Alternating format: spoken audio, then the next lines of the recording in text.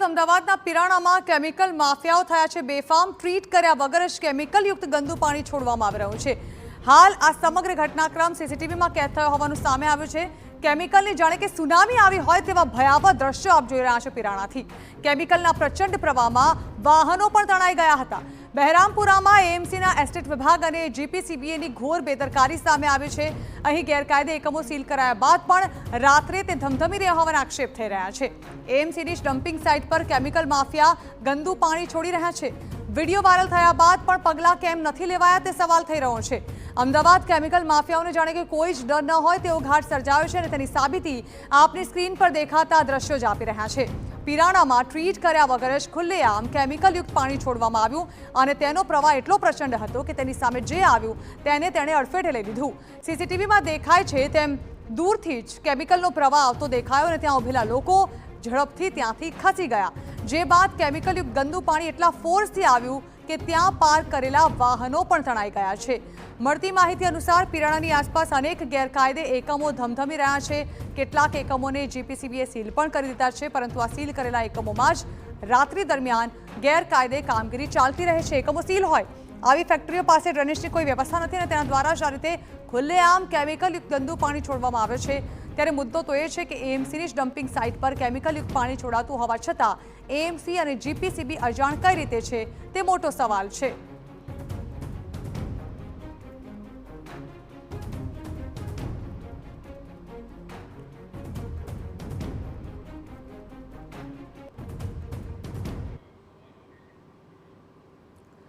તો આ પ્રકારની ઘટના હાલ સીસીટીવીમાં કેદ થતા તે વાયરલ થઈ રહ્યા છે. ત્યારે સવાલ ઘણા બધા થઈ રહ્યા છે આ ઘટનાને પગલે કે સીલ થયેલા એકમોના વીજ કનેક્શન કાપવામાં શા માટે નથી આવ્યા, જેને કારણે તે રાત્રે આ કેમિકલ ફેક્ટરીઓ જે છે તે ધમધમી રહી છે.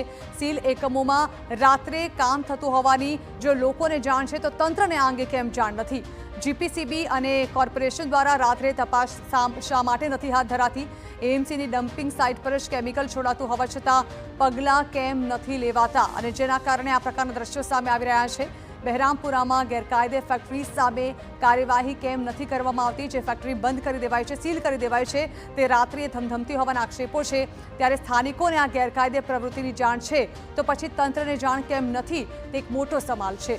કેમિકલની સુનામીનો વિડીયો જે છે તે વાયરલ થઈ રહ્યો છે, જેમાં આપ જોઈ રહ્યા છો કેટલી હદે કેમિકલયુક્ત ગંદા પાણી છોડવામાં આવ્યા છે અને જાણે કે સુનામી આવી હોય તે પ્રકારે પાણીનો ફોર્સ જે છે તે આ વિસ્તારમાં આવે છે અને જે વાહનો ત્યાં પાર્ક કરેલા છે તે વાહનો પણ આ ફોર્સ ભર્યા પાણીમાં તણાઈ જાય છે. આ પ્રકારની ઘટના સામે આવ્યા બાદ હવે ચોક્કસથી સવાલ એ થઈ રહ્યા છે કે પિરાણા ડમ્પિંગ સાઇટ પર આ પ્રકારે ગેરકાયદે કેમિકલયુક્ત પાણી છોડવામાં આવે છે ત્યારે તેના વિરુદ્ધ કોઈ પગલાં કેમ નથી લેવાતા? પ્રદૂષણનું જાણે કે પૂર આવ્યું છે અને કેમિકલ માફિયાઓ બેફામ થઈ ગયા છે તેનો આ પુરાવો આપણી સ્ક્રીન પર દેખાઈ રહ્યો છે. પિરાણા ડમ્પિંગ સાઇટની આ તસવીરો છે. આ અંગે વધુ માહિતી સંવાદદાતા જિગ્નેશ પટેલ પાસેથી મેળવીએ. જિગ્નેશ, આમાં કોઈ જ બેમત નથી કે આ જે દ્રશ્યો છે તે ખૂબ જ ચોંકાવનારા છે અને કમનસીબી એ છે કે આ દ્રશ્યો અમદાવાદના પિરાણાના છે. જાણવા માંગીશું કે આ દ્રશ્યો વાયરલ થયા બાદ હવે કોઈ કાર્યવાહી કરાઈ છે? સવાલ એ પણ છે કે સ્થાનિકોને આ ગેરકાયદે કેમિકલ કંપનીઓ ધમધમતી હોવાની જાણ હતી તો કોર્પોરેશનને કેમ નહોતી?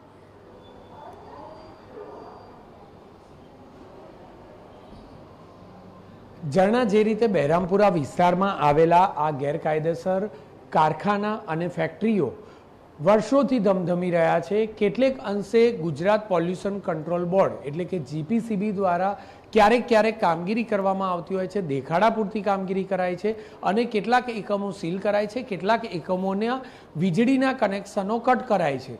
પરંતુ કેટલાક જ દિવસોની અંદર આ જ એકમો ફરીથી ધમધમતા જોવા મળતા હોય છે. બીજી તરફ જોઈએ તો ચોમાસાનું વરસાદી પાણી હતું અને બીજી સાથે જ જોઈએ તો ફેક્ટરીઓના જે સીલ કરાયેલા એકમો હતા તેમના દ્વારા રાત્રિના સમય દરમિયાન આ જ એકમો ધમધમતા હોવાનો સ્થાનિકો દ્વારા આક્ષેપ કરવામાં આવ્યો છે કે જીપીસીબી દ્વારા જે એકમોને સીલ કરાય છે તે જ એકમો રાત્રિ દરમિયાન ચાલુ રહેતા હોય છે અને આ જ એકમો દ્વારા પાણીના નિકાલની કોઈ વ્યવસ્થા નથી, કેમિકલના પાણીના કોઈ નિકાલની વ્યવસ્થા નથી અને એટલા માટે જ આ કેમિકલનું પાણી સીધી રીતે કોર્પોરેશનના ડમ્પિંગ સાઇટના પ્લોટ પર ઠાલવવામાં આવે છે.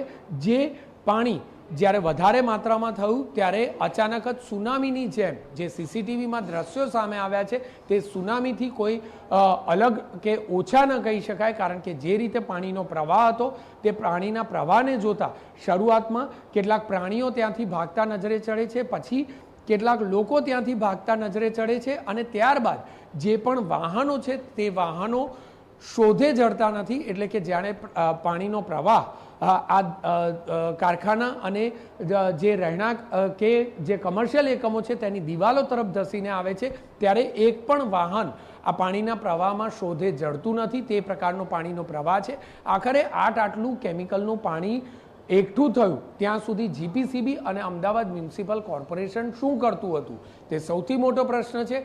શા માટે કોઈ પણ પ્રકારના પગલાં આવા એકમો સામે લેવામાં આવતા નથી? શા માટે રાત્રિના સમય દરમિયાન કોઈ પણ પ્રકારનું ચેકિંગ કોર્પોરેશનની અને જીપીસીબીની ટીમ દ્વારા કરવામાં આવતું નથી, જેના કારણે રાત્રિના સમયે બેફામ રીતે કારખાનાના માલિકો અને કેમિકલ માફિયાઓ બેરોકટોકપણે પોતાની કામગીરી કરે છે અને દિવસ દરમિયાન આરામ કરે છે. સૌથી મહત્વની બાબત કે બહેરામપુરામાં એક બે નહીં પરંતુ સંખ્યાબંધ એકમો છે કે જે એકમો કોઈપણ પ્રકારની બાંધકામની પરવાનગી વિના તેમજ કોઈપણ પ્રકારના ટ્રીટમેન્ટ પ્લાન્ટ વગર તેઓ પોતાનું ટ્રીટ કર્યા વગરનું પાણી ખુલ્લામાં છોડી રહ્યા છે. કેટલીક જગ્યાઓ પર કોર્પોરેશને ડ્રેનેજના કનેક્શનો કાપ્યા છે, પરંતુ તે માત્ર દેખાવ પૂરતા છે. પરંતુ તેમ છતાં કેટલાય એકમો છે કે જેના 2 કે 3 કનેક્શનો ડ્રેનેજ ન હોવાના કારણે તેમના આજે બી કારખાના ધમધમી રહ્યા છે અને બેરોકટોકપણે ધમધમી રહ્યા છે. માત્ર ને માત્ર કોર્પોરેશન અને ગુજરાત પોલ્યુશન કંટ્રોલ બોર્ડના અધિકારીઓની મિલીભગત આ કિસ્સામાં સામે આવી છે અને મિલીભગત વગર કોઈ પણ પ્રકારે આ પ્રકારના કારખાના ધમધમતા રહી શકે જ નહીં. તે સૌથી મોટો પ્રશ્ન છે.